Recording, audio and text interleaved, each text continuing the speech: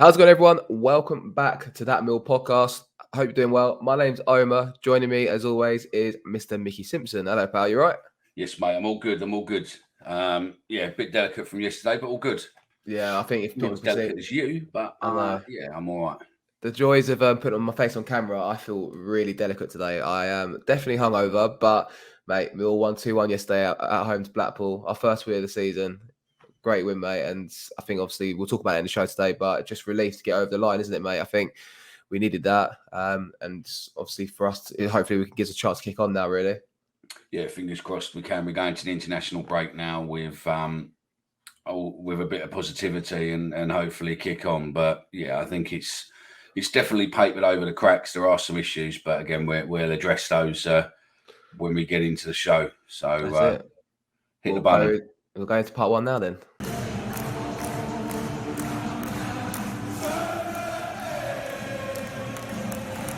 And welcome to part number one of the show. I mean, to be honest with you, Micky, I think this will be the only part of the show because we're just going to talk in length about Mill getting a fucking win, mate. I'm buzzing on 2-1 win yesterday, 3 points.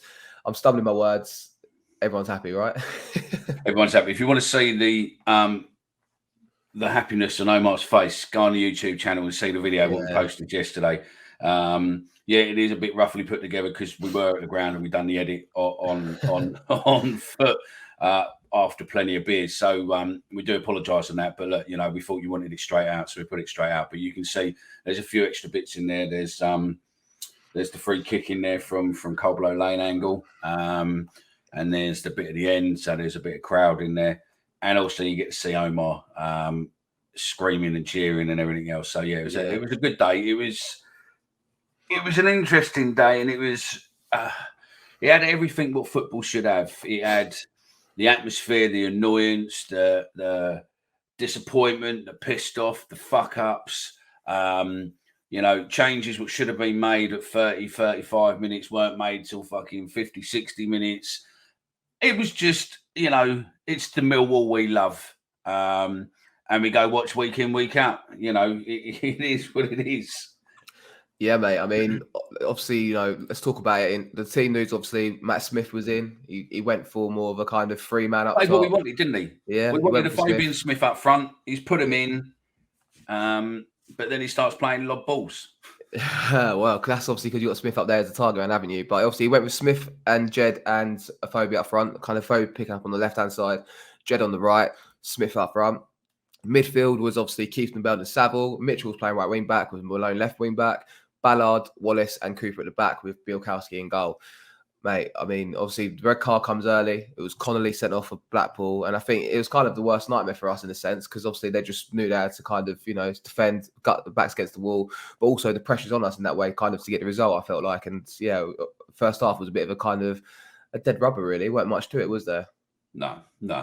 And as soon as they lost their man, they just, they looked as if they were taking it to us to a degree. But as soon as they lost their man, they just sat back and wanted to try and break on the attack, kept going for the counter. And we were too defensive, really. We didn't have enough people to punish him for that. He should have made a change earlier than what he did.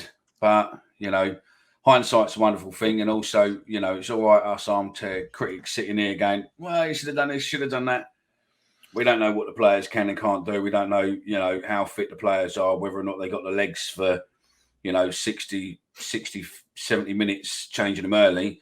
So he does what he does, and he's got to live and die by that sword. But yeah, I think things need to change going forward. We need to play some more attacking football. I think we've got the players there to get the balls in and have a go. But I just think it's one of those that if we're attacking more, then maybe we might put more away. But trying to lob the balls up is just reminiscence of Harris in his last few weeks. Do you know what I mean? It's just that fucking lob ball mentality, and it doesn't work with Millwall. It's never worked with Millwall. I reckon we could have 8-foot strikers, and it still wouldn't work with Millwall. I think, in reality though, mate. I mean, the red card comes from a long ball. Smith flicks it on. Afobe's there, and to be honest, if Afobe's through on goal, you'd back him to score it. Yeah. I know it's not pretty on the eye, but I think we kind of needed that kind of performance yesterday where like we were just up and at them, and I don't think it was as great as the performances. Obviously, like I said, that the red card killed it for Mill in the first half. We didn't have much going forward. I think Phobia had a good effort towards the end of the half, and aside from that, there was nothing really about it. I agree with you about changes because obviously they're down to 10 men. And also, we've got 3 central defenders on the pitch. He kind of needs to mix things up a little bit and go a bit more for the gung-ho. He goes for a back 4, obviously, after a while. I think he brings on Mahoney, doesn't he, around the 55-minute mark. And obviously 57, I think it was, but yeah. Yeah, well, yeah, around that time anyway. But Mahoney comes on. We go to back 4, Ballard right back, Wallace and Cooper at the back with Malone left back. And I think it made a big difference, didn't it? Kind of more going for the game, really, wasn't it? And obviously, we went 1-0 down. But thankfully we kind of pulled it around, mate. Yeah. I think Bart fucked up their goal. I think it shouldn't have been their goal. I think if he'd have managed to keep hold of it, maybe he needs a new pair of gloves, a bit more sticky on there or something. Do you know what I mean? Needs to be like the old cartoon. Needs to stick him in that vat of glue first. Because it was literally a fumble. We were right there in front of it. We saw it probably about 10 foot in front of us. So if he'd have caught hold of that wouldn't have been a goal. It was just literally the player who tried to jump in with him. He just managed to get another foot, kick it back out in front of the goal, and then their other player just slots it in, and Bart was well off position. These things happen, but to be fair, that's probably the last fuck up like that was probably Martin, where he allegedly decided to throw it in his own goal against Brighton on the FA Cup. And then he fucked off to Vermin across the river. So, it is what it is. You can't change it. It is what it is. It's happened. But luckily enough, we went on and got 2 more goals. Jed's reminisce of 2016 free kick against Blackpool, same position pretty much. This time he sticks it top corner. And then Jake scoring, which I know for a few pals of mine, he's won them a few quid. They always bet on Jake to score every game, and I keep saying Jake to score every game. But there are quite a few Millwall fans out there who put a 5 or 10 on him, and he's always at least 10 to 12 to 1 to score every game. So once he does score, it's worthwhile. A couple of times a year you'll get a result. So yeah. He's definitely good value, isn't he? I think, obviously, to kind of go for a goal, obviously, set-piece threat, as always. It's great for him to get a goal because, obviously, he struggled last week against Cardiff, and I think, yesterday was much better from him. I think their goal was a bit easy. We kind of stood off him. I think he skipped past Keith Bell, player, runs forward. Like you said, it's a fortunate kind of fumble, goes their way, 1-0. But, yeah, mate, that free kick was top draw from Dredge, wasn't it? Like, we was begging for a moment where, like, we could have someone to count on. I think, I feel like yesterday, a lot of it, I'm not going to be negative, but it feels like it papers over the cracks a little bit, I do have to say. Yeah, but we needed that win. We needed someone to stand up and make it count. And obviously, Jed getting the goal with a free kick, and then a great assist, obviously, for Cooper's goal. I think, just Jed highlights how important he is to this team, mate. No, definitely. And I mean, like Rat said in his post-match interview, it's the pressure. The fact that Jed put that there, knowing that whatever happened, he needed to score that to bring us back into the game. And the level of pressure and everything else, what must have been on him to score that, and the fact that he scored it in a class way that he did, and the fact that it reminisced exactly the same goal he scored against him in 2016, just shows really the level of skill that guy has. But I do believe that he's playing each game at the moment like it's his last game for us. Do you know what I mean? He's coming round, he's cheering the crowd, he's clapping the crowds and everything else. I just, I can't wait for the 31st of August to stop, be done with. And then we know we've got him at least then till the summer transfer window or the January transfer window, haven't we? So at least then he can probably settle down, get into his football, and then see what happens come January. But yeah, it does feel as if he's playing each game is possibly his last game for us and wants to go out on a bang. So what's that now with him? Is that 2-2, 3-3?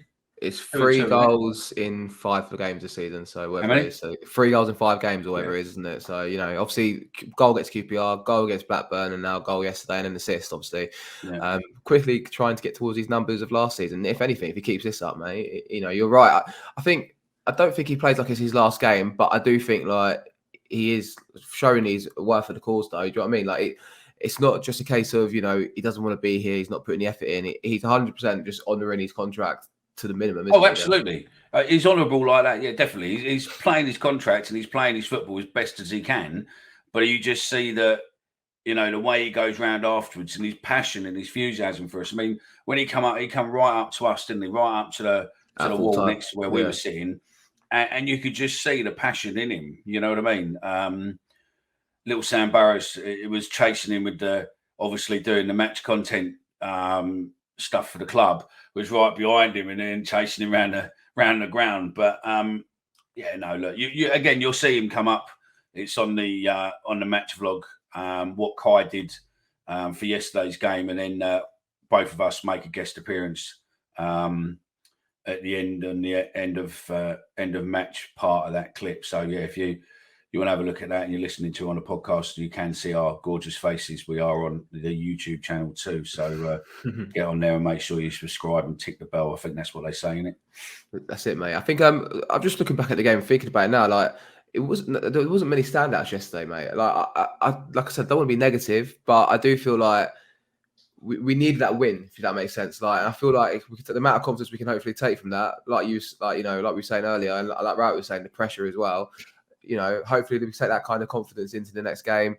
West Brom's going to be a tough one, obviously West Brom away, but I think it makes everyone happy going into the international break, knowing there's 2 weeks off, but also, we've got that win to kind of get the hoodie off our back, isn't it? Yeah, definitely.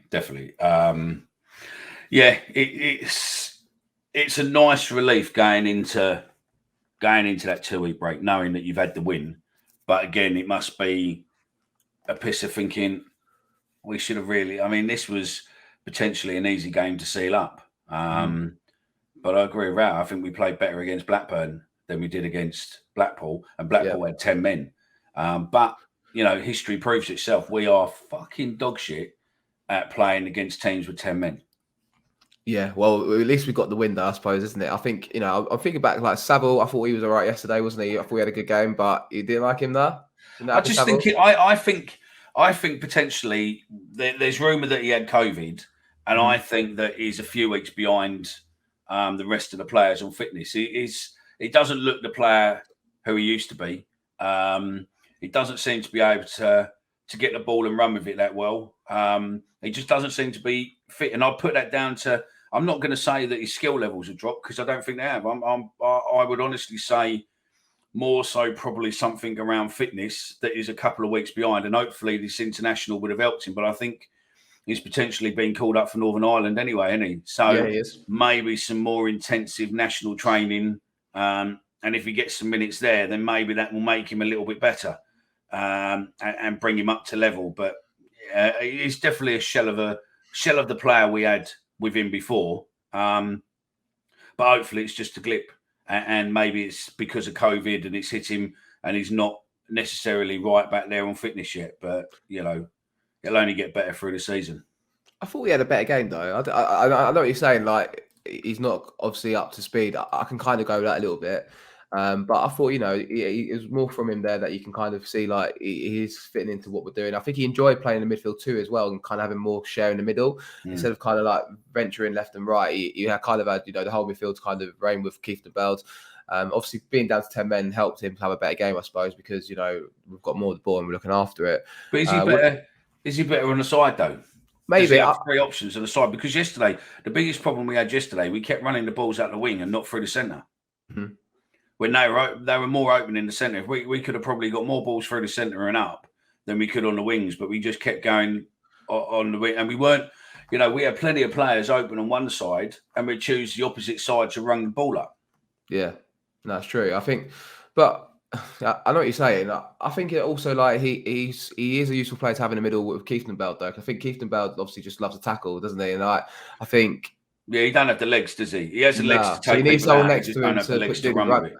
I think Saville's there to do. He's running a little bit. I think he can be box to box in that sense. And also, like, Saville played well in the midfield too under Harris. Like, I think he has that kind of. He does well to re-second balls and gets kind of on the front foot a lot for us. But what did you make of Mahoney when he came on yesterday, mate? I thought he came on and obviously showed in sparks what he's about. Some good set piece deliveries as well. And obviously, what the goal obviously led to, him crossing it in, and obviously Jed then put it back in as well for Cooper. I think, he showed a little bit about maybe what he could be there from Holy. I think the game changed. I think he helped change the game a bit. We looked slightly better, but not great. But we looked slightly better when he came in. But again, that swap should have happened. There's no disrespect to Mitchell though, because that's who he come on for, wasn't he? He swapped with Mitchell, didn't he? Mm-hmm. And I think Mitchell was good yesterday, but I think he just needed to do the swap to move a few players around because he swapped. Didn't he swap Murray and Gone. I can't think now, but he swapped 2 players around to play different positions. He put Ballard right back, didn't he? So he put Ballard right back, and he put Ballard's class though, isn't he? Yeah, Ballard is. I mean, being honest, Ballard could probably be in the Arsenal team now because they don't seem to have anyone really like him there. They could probably need him there, but they've loaned him out to us, and he's doing us a fucking job at the minute. I think he's highly regarded in their academy setup, and obviously he was a loan at Blackpool last season, obviously playing against his old club. But I think, you're right. He also was quite handy at right back. I felt he was getting up and down the pitch, wasn't he, and offering quite a bit down there.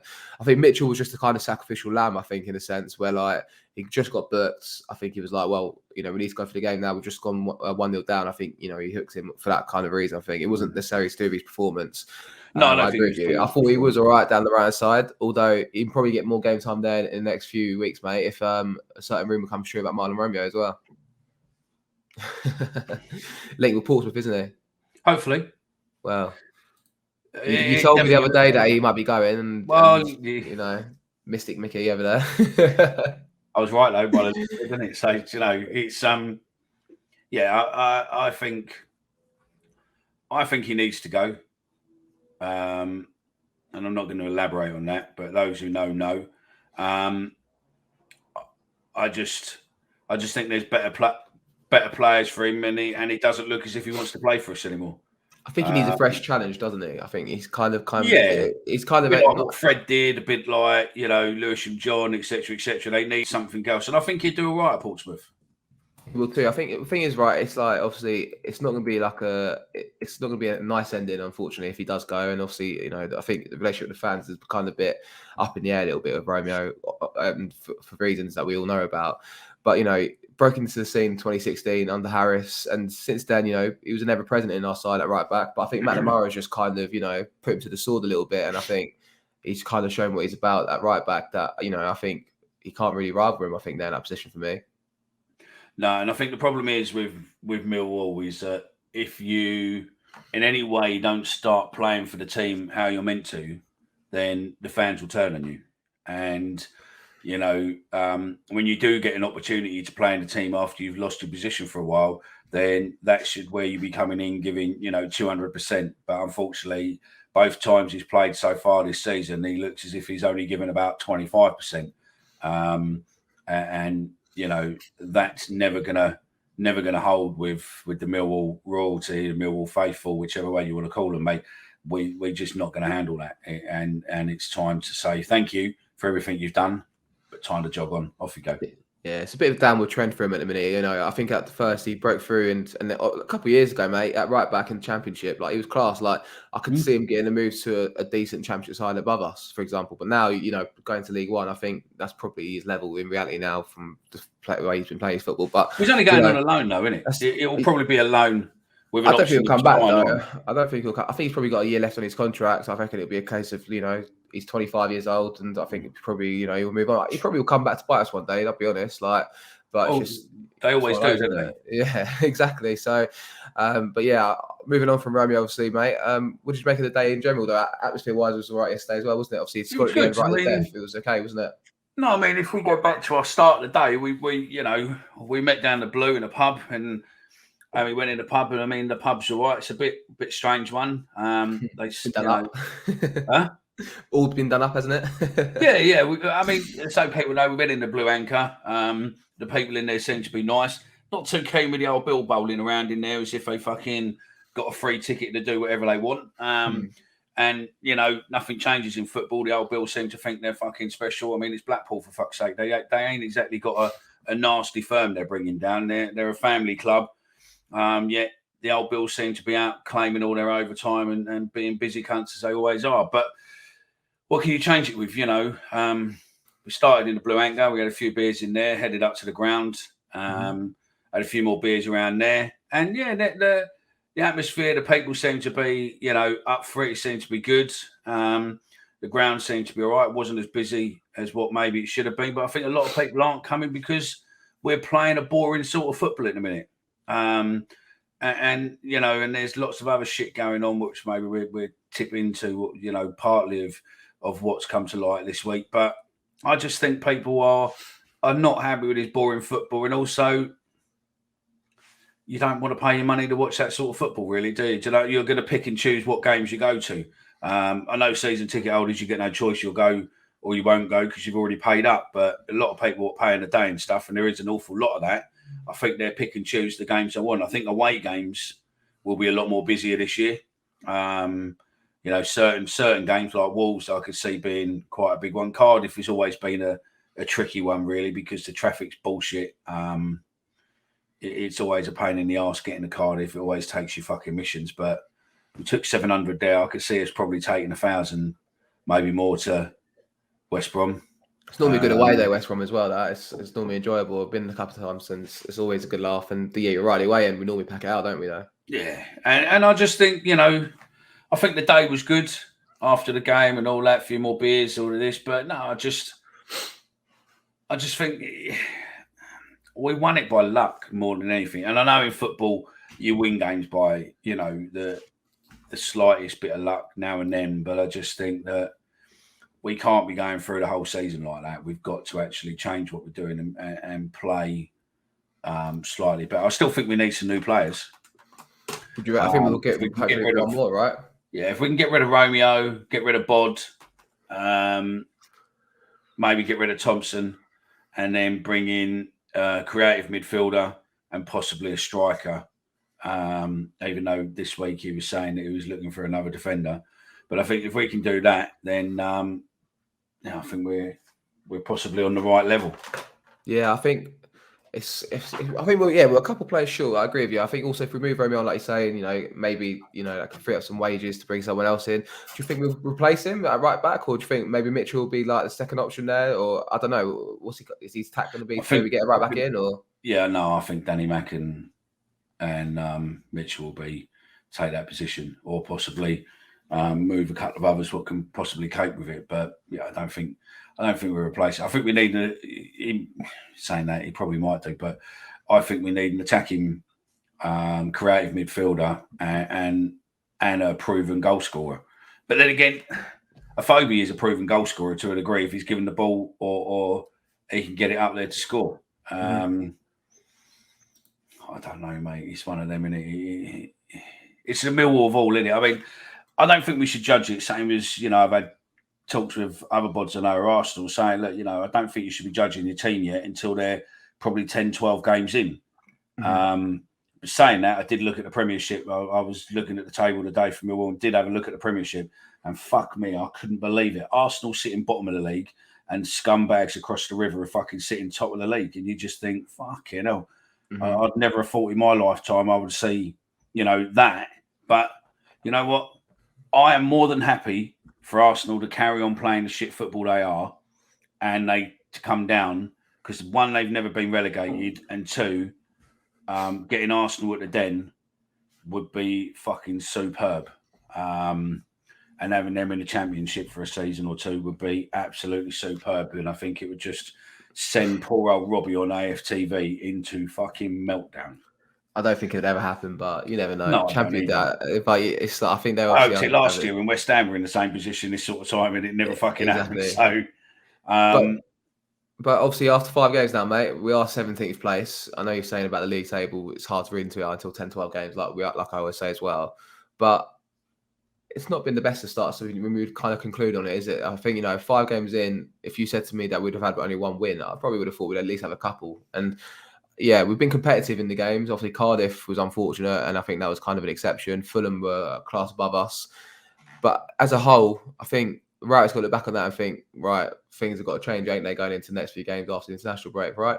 Yeah, definitely. Yeah, definitely. And at home, we've got to either go to 4-4-2 or we've got to go more on an attacking style of football. Whether that's the 4-4-2 style or we're going 3-3-2, whatever, fucking 3-4-2 or whatever. We need to look at doing something. 3-4-2. Don't add up. I know that. I added that up, so don't panic. But you know what I mean? Like, we need to look at something where we're going. We can't be playing the lone striker up top.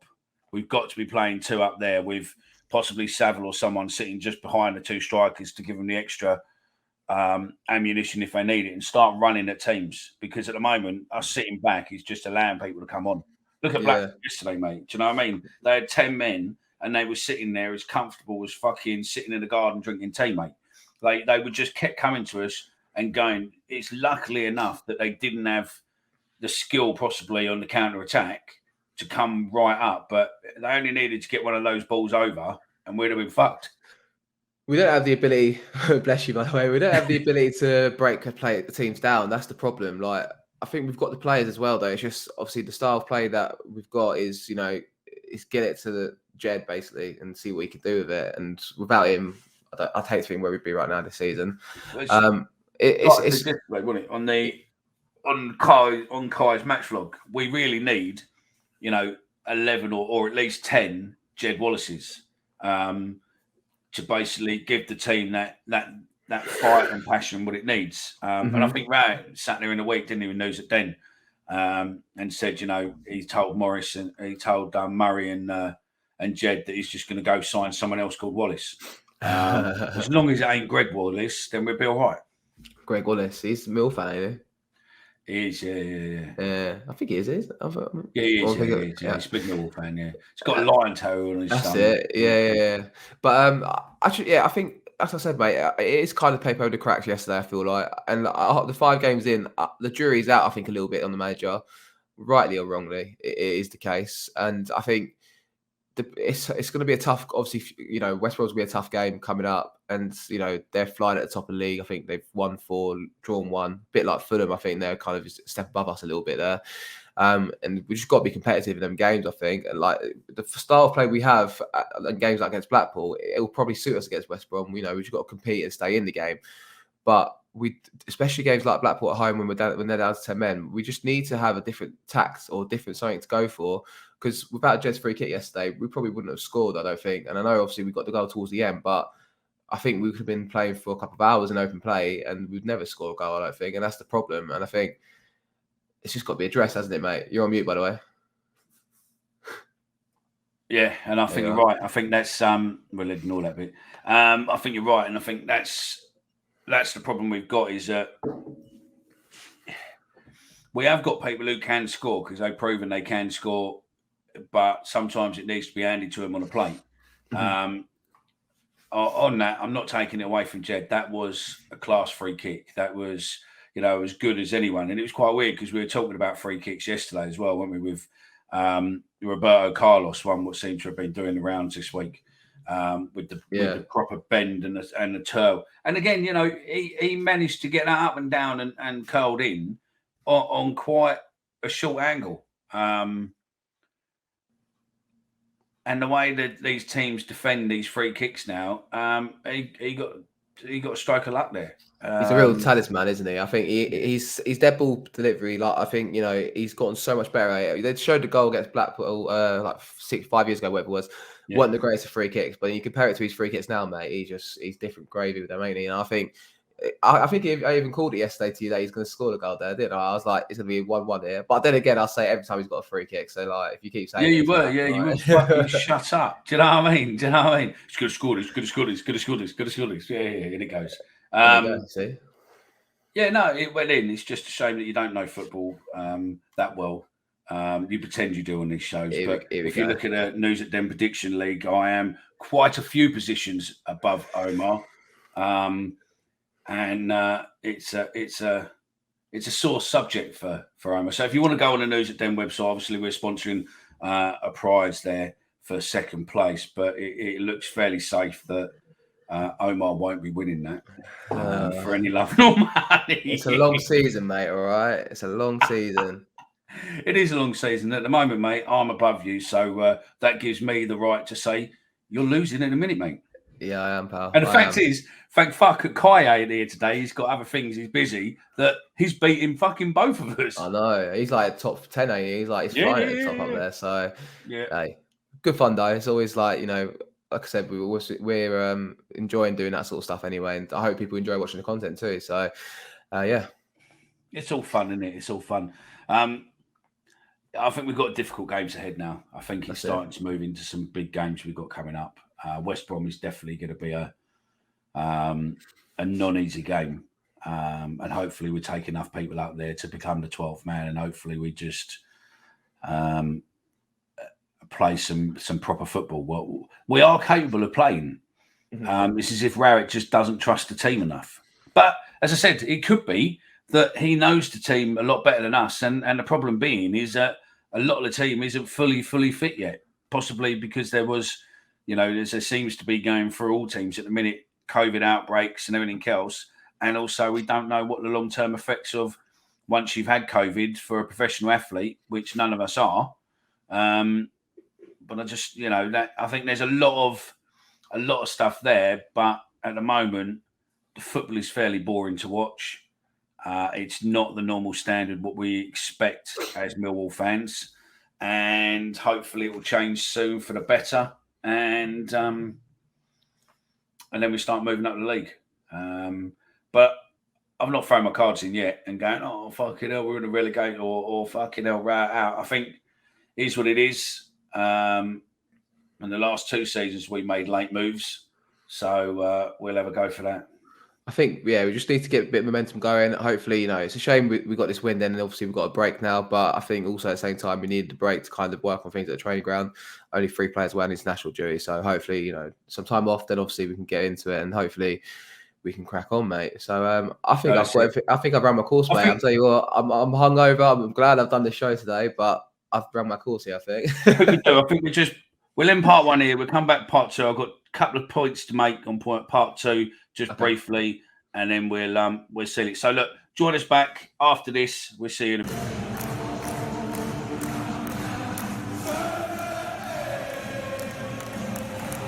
And welcome to part 2. Mickey, you've got some points to make. No, just a couple of things. I mean, first is obviously there was a, if you don't know about it, you listen to this, you're not really on it. If you look on Millwall Online or you look on Hoff, 2 forums, there was a meeting this week with a set of fans who went to the club talking about the knee and the booing. And the club are putting their point across that it's affecting them and all that. We're not going to get into the bins and out. We haven't done for the last year and a half. So all I'm saying to you is, look, if you want to read up about it, you want to get involved in the debate, what's currently going on online, it's either on Millwall Online or on Hoff. You just need to search House of Fun Millwall or Millwall Online, get yourself onto those groups and have a look and join the debate there. If we do get involved in this, it will be as a separate show. Not on one of these, because a bit like football, we don't really want to put politics into our shows at all. It's individual choices and whatnot. So move that aside. Let's step forward. Well done to Millwall Berserkers yesterday as well. We had a memorial in Bermondsey, what was firebombed this week, and always the Millwall fans stepped up to the plate and brought some wreaths. The memorial got cleaned up and they'd done a full service for it yesterday before the game about 10:30 on Saturday morning. So hats off to them. You know who you are. I'm not going to name check you. I haven't checked it. If I can name check you, and I don't see the point of, you know who you are. Other people know who you are. Well done. Round of applause. And the person who organising it, your kids putting the wreaths down, done us all proud. And thank you very much for that. And remember, we never forget the fallen, whatever the circumstances, we will always remember them and never forget them. So, yeah, thanks for that. Much appreciated for doing that on behalf of the Millwall fans up and down the country and around the world. So thank you for that. The last point, really moving on, was there was an interesting point. I don't know if you saw it, Omer, from the Barnsley CEO. No, I didn't see it. Go on. And he posted this. He said, we really need players who want to play for Barnsley. Who want to be at the club, and during the process this summer of looking to strengthen our club, we've really had some interesting situations. We reached agreements with 3 different Premier League clubs for 3 players we felt would be ideal for us in terms of their talent. One of these players told us we'd need to pay him 40% more to play for Barnsley. There was a short conversation. The second one basically told us he didn't agree with our style of play and that we'd need to change that if he was to come to us. Again, a very short conversation. The third one is the funniest one. We had a signed transfer agreement. We agreed personal terms. We'd done the medical and the player was scheduled to do his media pieces before signing the contract. And then the player drove away. We were like, where did he go? And he just left the club. And I think that just sums up really how fucking hard it is to sign a player. You've signed him, you've done the medical, you've pre-scheduled all the media stuff for him. The fucker gets in his... I'm going to use the alleged, because most football players do allegedly drive Range Rovers. And he jumped in his Range Rover and he just fucked off. Change your heart. That's harsh. Football. And, you know, maybe transfers to get hold of players are that difficult. I'd love to get someone on, if you're listening from the club, I'd love to get someone on possibly, or someone who knows. We've got possibly a couple of ideas. Someone who knows about transfers, just to let us know maybe in future months or so to do, you know, come on and talk to us about it. But it'd be interesting to see about transfers, how hard they are. I know we spoke about it before, but that to me, it's not our club, it's Barnsley. But 3 players and 3 different answers, and just shows us how far up their own arse some of these players are, and also how arrogant and fucking obnoxious they are just to drive away with, you know, no reasoning, no explanation, no nothing. Again, this is all hearsay. It's allegedly what happened. We don't have 2 sides of the story. We just have one side.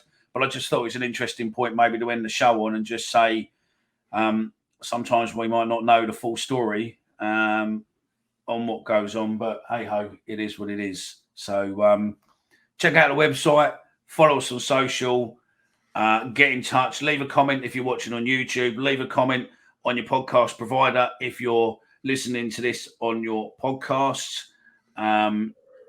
We produce shows twice weekly. We bring it out on Sunday at midnight and we bring another one out on Wednesday at midnight. If you've got a view, you want something covered on the show, get in touch. You can email us either Micky or Omer at thatmillwallpodcast.com, and it's as simple as that. And remember, we are only doing this where we are because of you guys listening. So much appreciated. And I think that is it. Omar's going to go back to bed and chill out before a family engagement this afternoon and relax and chill. And I'm going to go and take the fucking beast for a walk, who amazingly hasn't barked during this podcast this week. Yeah, thanks for listening, guys. Thanks for watching, like Micky said. And yeah, I'm going to bed. See you later. That's it from us. And see you next week or see you Thursday. So there you go. Yeah. Have a good week. See you then. International break. Here we come.